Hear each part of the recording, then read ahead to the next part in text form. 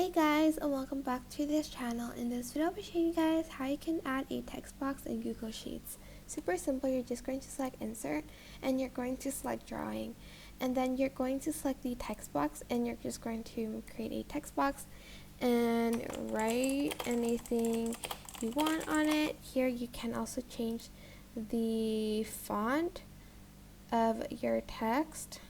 Oops, can I not select that?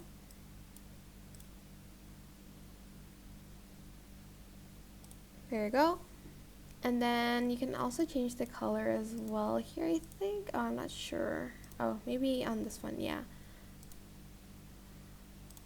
And you can also select the colors for your text box like that and just adjust your text box. Once you're done, you're just going to select save and close. And then as you can see, you can add in this text box on to your Google Sheets, and that is basically it. Really super simple. I hope this tutorial was helpful for you guys.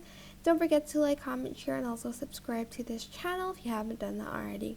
If you have any questions, just leave it in the comment section down below and I'll try my best to answer them all for you guys. And if you found this video helpful, please click the thanks button above the description box down below. Thank you so much for watching. Bye!